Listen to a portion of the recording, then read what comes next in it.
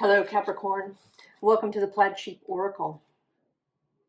I'm going to do my best to do justice to this reading, but it is complex, subtle. We'll see how we go. We begin with the archeo deck. And the card that came out is the Wanderer.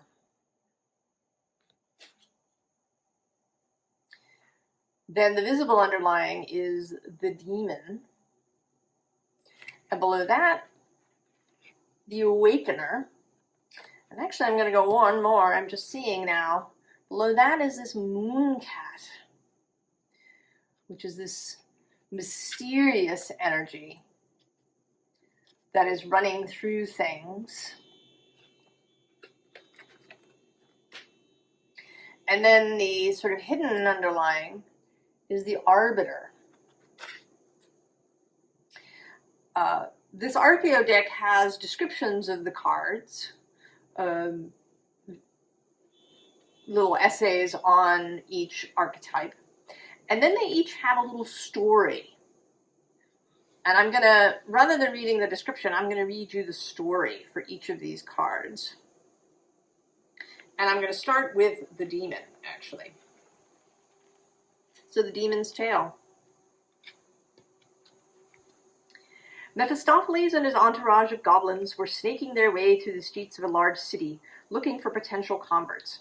When they noticed a man pick something up off the ground, immediately the man's face lit up. One of the goblins asked, "Master, what did that person just find?" Mephistopheles replied, "Oh, that was just a piece of truth."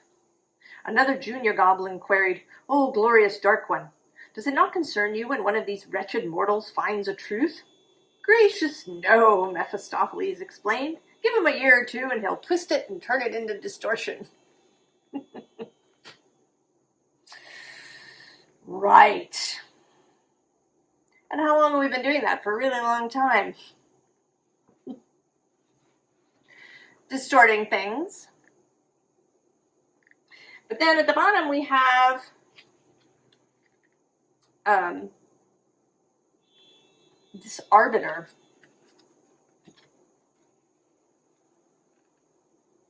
He could not decide, so he took his problem to the Arbiter. She asked him to write 2 lists on separate pieces of paper. One for, one against. Then she told him to screw up the lists, close his eyes, and throw the balls into the air.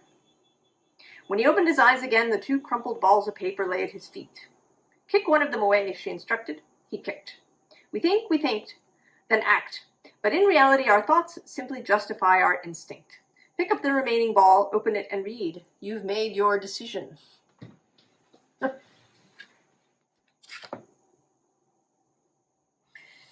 Yeah, because we know, generally. And if we want a particular outcome, we can certainly find ways to justify it.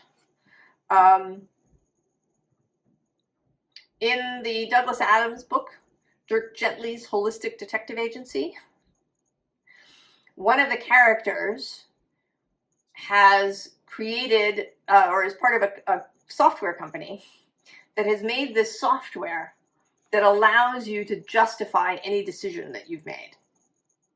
So you give the software various facts, you tell it what decision you want, and then it will create a logical path for you so that you can justify the decision. And the piece of software actually makes the company millions of dollars, but not by going to the public. It's bought by the government in the story. But right, we do this.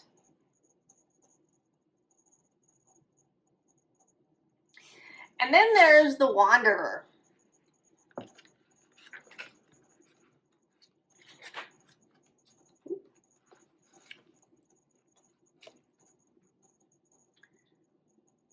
A map ran tattooed across her skin, a reminder of the paths her Romani tribe had once traveled. Not up and down in straight lines between here and there, but in subtle curves that edged and split the well-trod highways. Some derisively called her gypsy, but it did not bother her. It was a proud acknowledgement of ancestry, not an insult. The wanderer sang and spoke histories, not the schoolbook tales written by wealthy victors, but the true stories of those who fought and died for love and valor. She was all of the people, and they were embodied in her.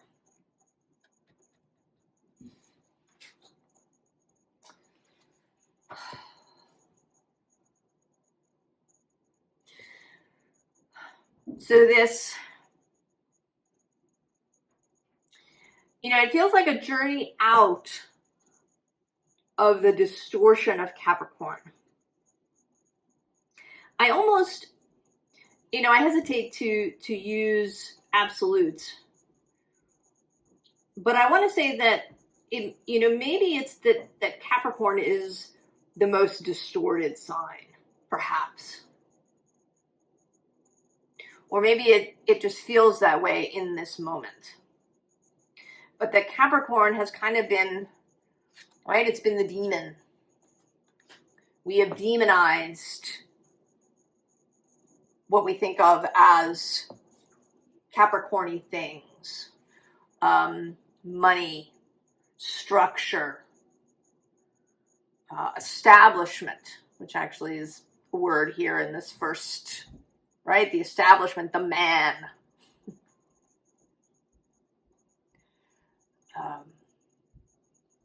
And there's distortions around that, around Saturn, around the devil, who also comes out here.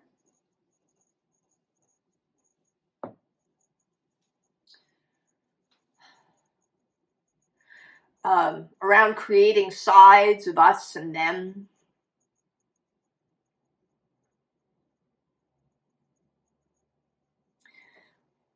And there's something that wants to undo that.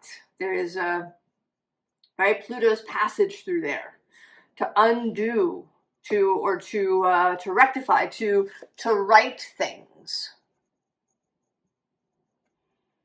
Right, the Justice card, not as human justice, of laws and, what we've decided is legal or not legal, or but a kind of natural law, a writing of a thing in the sense of, writing a cup that's fallen over. Because a cup lying on its side can't be used. You put things in it, they'll pour out. Right? The cup needs to be righted.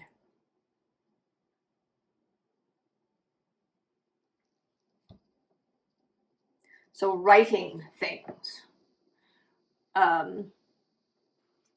We have here the Magician. And there's also the Sun. There's something happening here. There's this Magician. And then below him is this manifestation, Page of Pentacles with what looks like the moon.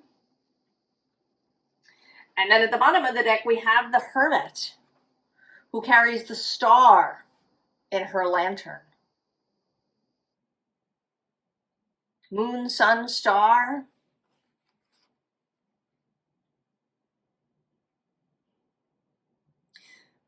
The natural world, the natural cycles.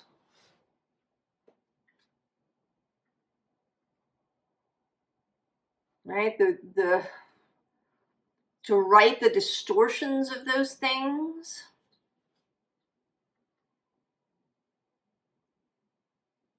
I also had the idea when I first saw these two cards that the Hermit was actually carrying the sun in her lantern.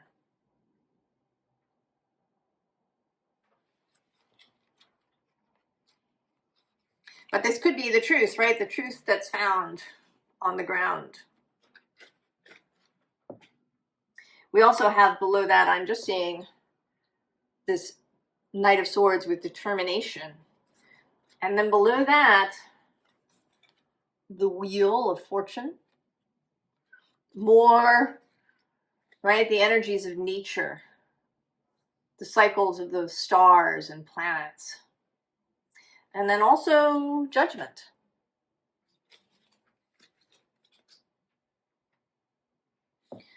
Something about returning to natural cycles. To using those senses that we don't use on a daily basis. We've invented all kinds of things, GPS and these sorts of things to help us navigate. But we don't really need them, I believe. I think that all of that exists in our human bodies. You know, we marvel that birds can come back to the exact right place, or, you know, salmon that come to spawn where they were born, or, you know, any animal that migrates over great distances and returns to the same spot. But I think that we have those skills too. We just lost them because we started using things like, you know, maps at first and compasses, and then you know, electronic versions of all of that. But that it all still exists within us. And I think that it's more than just knowing where we are in the world and, you know, how to get from point A to point B physically. I think it's also about living, you know, about eating and sleeping and, you know, spending our days and moving our body and all of these things. So we have this Four of Cups with meditation. And this feels like this writing, the writing of the cups, the turning the cups right side up. So that they can hold water again.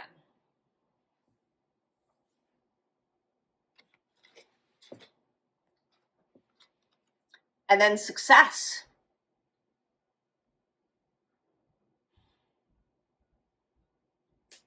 Right? This is this sense of rightness of things.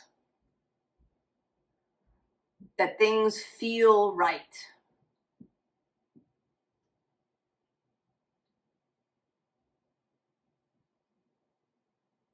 We have lots of ways that we can, you know, blame things. We can blame, you know, the tech companies for creating these social media things that, you know, plug into our dopamine desire. You know, we can blame food companies for, you know, putting all that sugar and salt into things.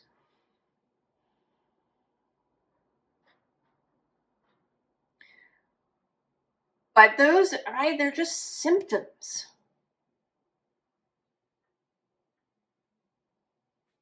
Right? And it's our desire to blame something because that simplifies it.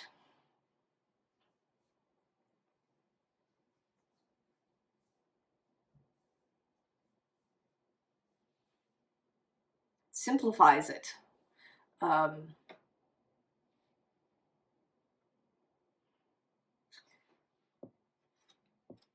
Right? And so we have establishment, the Ten of Pentacles. Finding our way, finding your way, Capricorn, through the distortion, through the noise.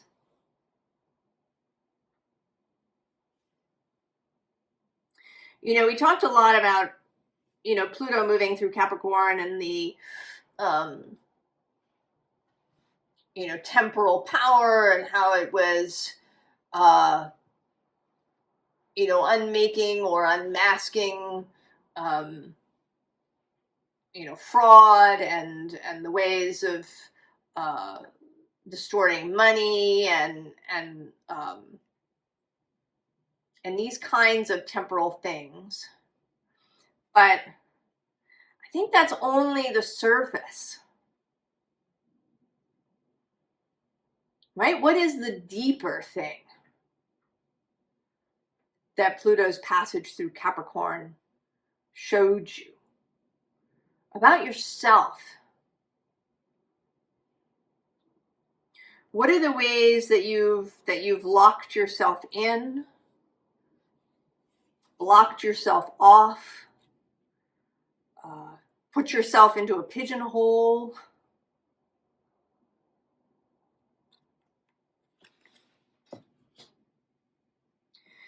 You know, what are the ways that you've demanded straight lines? Right, a GPS thing is kind of a straight line where you move and you're just paying attention to the GPS. You're not looking around you. And that started, right? Because we start walking as humans, which is, at a certain pace, and then we got up on horses. And then we got cars and trains and planes, and now there's digital technology that gets us from point A to B really fast. And I think this was a journey that we wanted to take, to explore. And now there is a writing of that. There is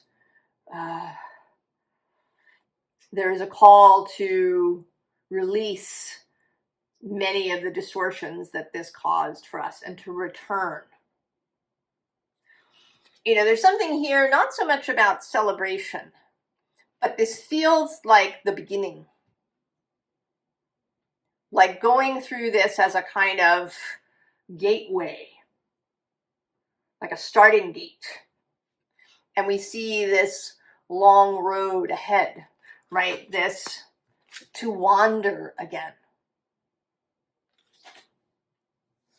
To not require things to be in an exact straight line.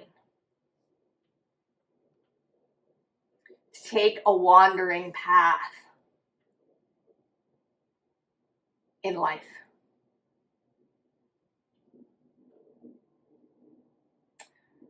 I was reading a little thing on Substack where somebody who is a writer was saying that when she had written a novel and sent it to her publisher, and they wanted her to make these edits where she explained something that was in the novel.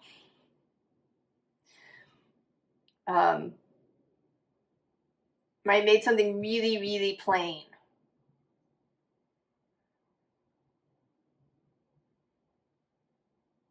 And apparently, right, these are that people like these when they read a book. They want something to be made plain. They don't want to have to think about it to engage in a nuanced thinking process. They just want to know the answer.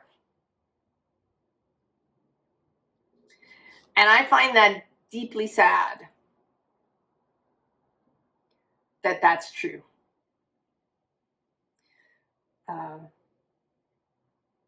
I think it also leaves us really unsatisfied.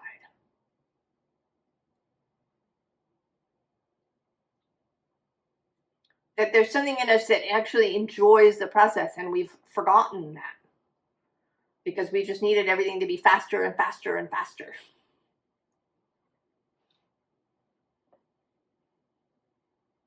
And then now, as Pluto enters Aquarius, there's even more opportunity for finding our way out of that. Right? We have the ancestor. Some ways that we have lost, and actually right below that we do have this 9 of water salmon coming back to those spawning grounds naturally.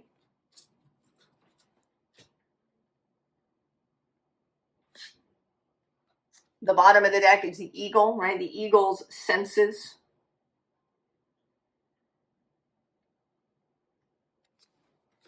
The ability to see from a height, to move on the winds, and not necessarily in a straight line. And then the wheel of life, right? Seasons, the movement of planets, our relationship with all of these things. And we have had a long relationship. There's a great book called Human Cosmos that explores this relationship. I recommend it. I actually recommend the audiobook. It's read by the author. And it's a favorite. Then there's the shaman, blindfolded, making contact with the other than human world, the other than physical world.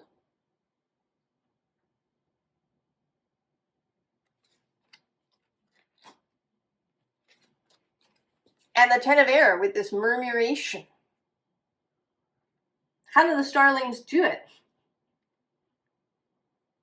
Science has all sorts of explanations for this that I think fall way short of what's really happening. It also talks about really practical reasons why birds might do this that I think also fall short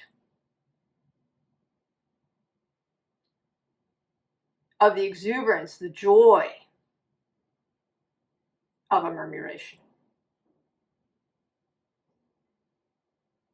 And who knows what else may be happening on an energetic level. Right? We can talk about that here. What energies do these murmurations move? What consequences are there for fewer murmurations existing?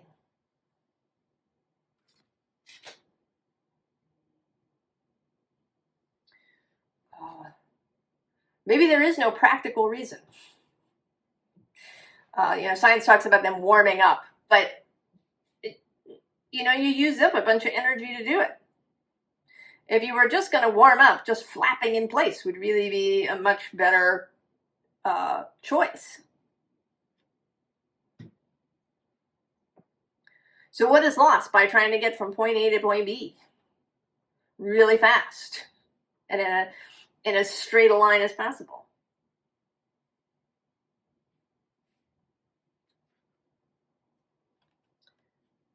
Speaking your word.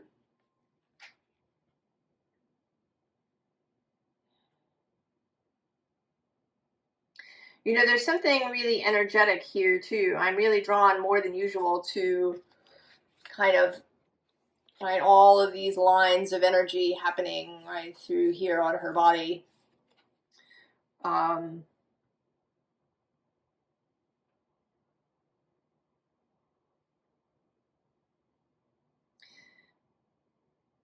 then not just your voice, but the voice here, right, with this giant instrument of the cosmos. How you are a part of that.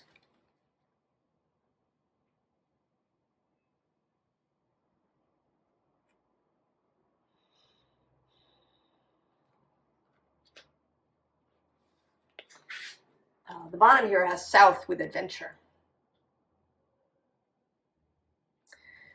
Has life become really predictable?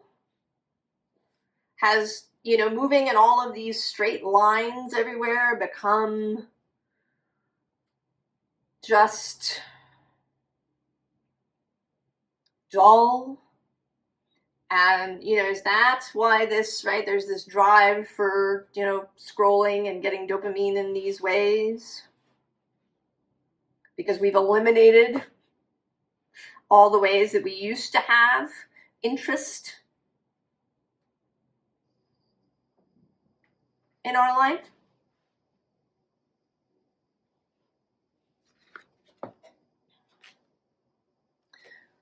The rock, endurance.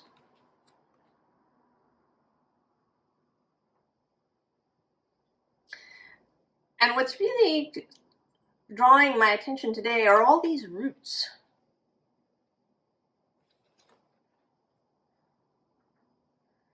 That there's something about sending roots out to explore. And then maybe that's been happening and you didn't know it.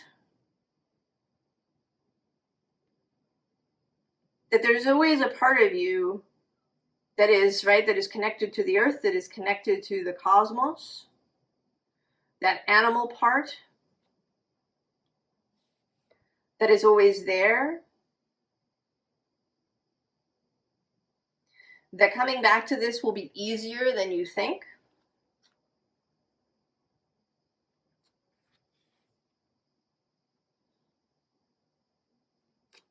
And then the equator, which says to make equal, but I want to say, right, to make right, to right something, to bring something back into rightness.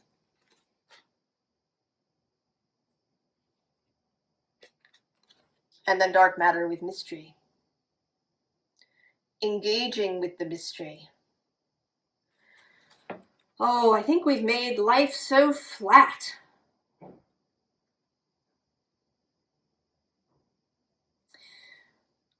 I often think that when I see a modern movie that's just filled with CGI images. You know, initially I think that was exciting. We could, you know, insert these really interesting elements into a movie. But then it took over. You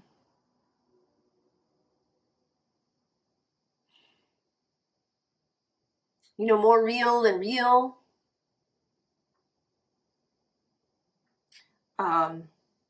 You know, the way that cartoons now look, they sort of look too real. Right? They're no longer kind of this, right? They're no longer illustrations. They're, I don't know, there's something,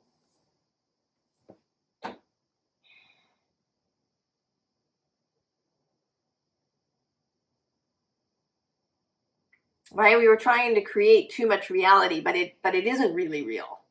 So I think it fails. Right? It's I don't know, it's hard to express what I'm trying to say about that. But I feel it every time, you know, maybe I'm watching something on YouTube and an ad for the new Moana movie comes out. And I don't know, I find it, there's something disturbing about it now.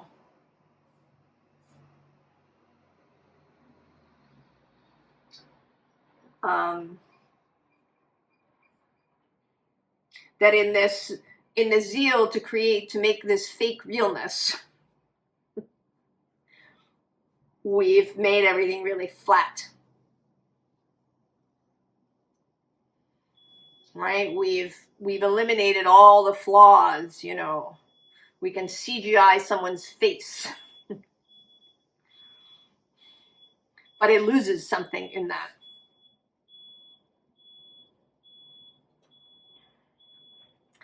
And so here we have this Nine of Pentacles. You know, physicality, a real integration with the physical, really enjoying the physical world, enjoying one's physical nature. On the bottom of the deck is the Lovers, right? This choice point made from feeling our way. Now below this, there's a whole little story that happens. I'm actually going to go all the way back to this emperor, right? This who has kind of become ossified, stuck to his throne, bored.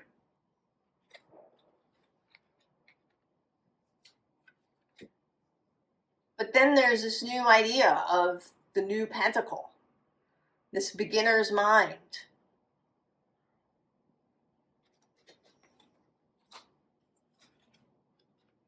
And there may be some, right, there may be a battle that has to take place because of the way, you know, we've kind of structured our lives. There may be, right, there may be a little bit of chaos. There may be a need for valor. a need for courage to stand against the status quo, right? A need for reflection,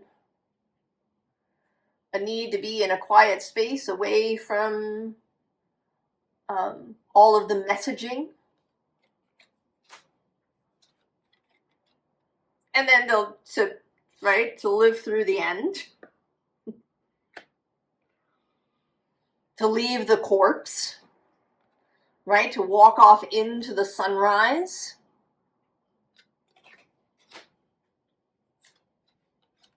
To take the cup, to right the cup so that it can be filled again. And then to take that cup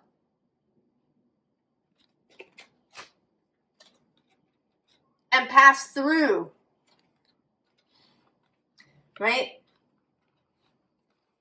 There's a maturing process. We're going to pass through this space of lack, this space of blandness, this space of the status quo, and come out the other side as the King of Cups.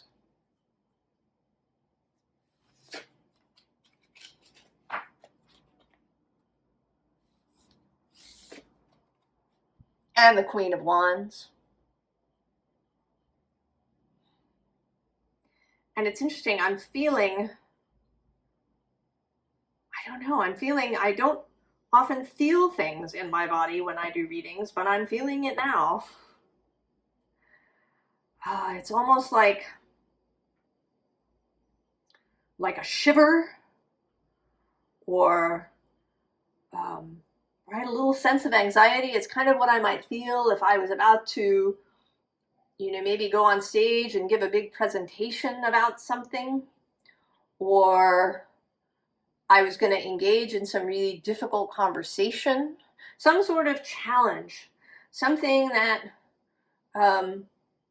generates a little anxiety, a little excitement, a little fear, a little, right, there's a shiver, an energy running through me. And then the Fool. More of that beginner's mind.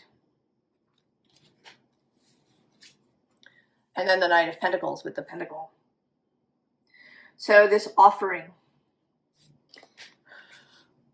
And you're going to offer it into this space.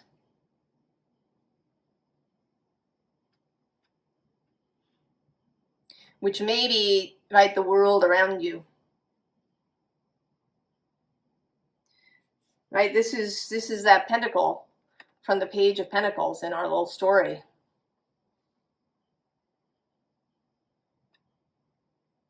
That wants to be offered to this chaos, to this this conflict that is happening around you in some way. And this could be on a very small level, in your own family, your own friend group, maybe just in your office, all of the above, this kind of small space. Or you might be taking this out on a much grander, bigger level. But of course, things ripple.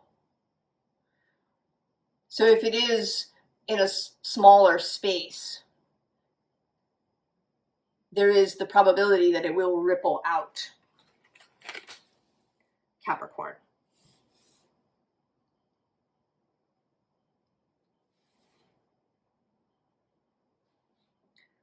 Formal advice. The Magician.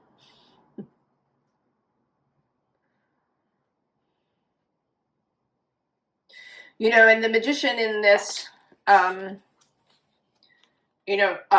she's out here, actually outside in nature. This is not a magician who's in their tower. This is a magician who goes outside, This is a magician who maybe dances things into being.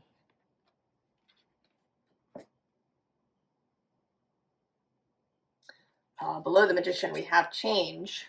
And then the Knight of Cups, the cup. The cup that is righted.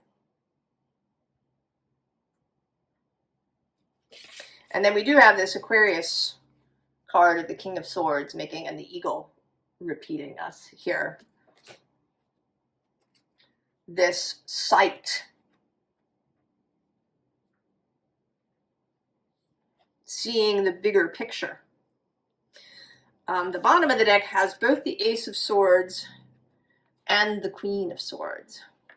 And what this is feeling like to me is receiving the sword, Arthur. Receiving Excalibur from the Lady of the Lake.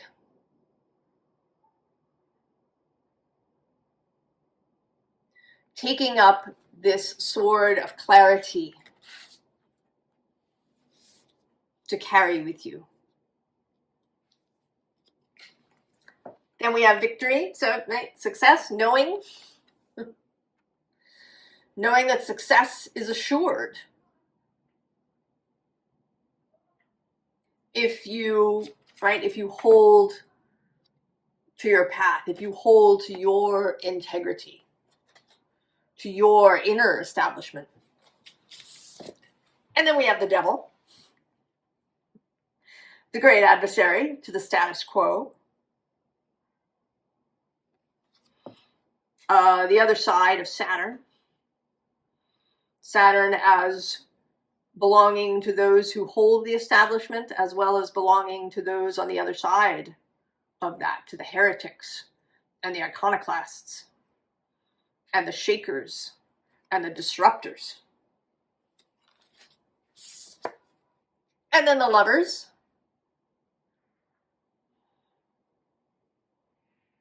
This choice to move from love, to move from your own inner knowing, your natural knowing, your animal body knowing,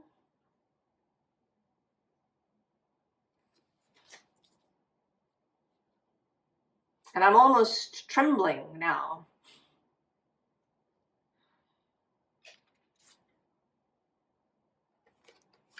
And then the Ace of Wands.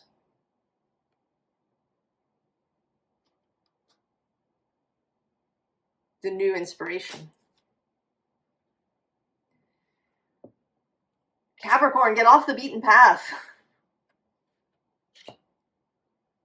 Don't take the straight line. Take the wandering road. Allow your life, your mind, your body to wander.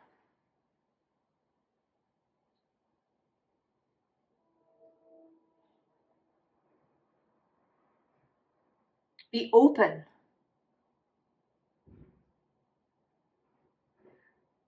Be open to what might be available from your own self. That maybe you don't need a map. That you can find your way without one. I mean, I've done this in unfamiliar cities. I was in Paris a few years ago. And I was meeting some people at a restaurant, and I did know kind of generally where it was, but I didn't use a map or my phone. I allowed my inner knowing to guide me when to go straight, when to take a left, when to take a right. And I got there. Not just on time, but a little bit early.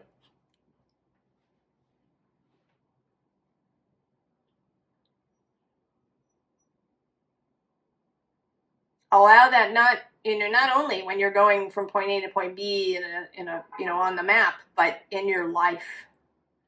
Capricorn, allow yourself to wander rather than taking what seems like the straightest line from A to B. I hope this has made sense. I don't know if I got all the way to all the layered nuances, but I think that it is enough. I wish you all the best on this new journey, Capricorn. And I will see you next time. So long.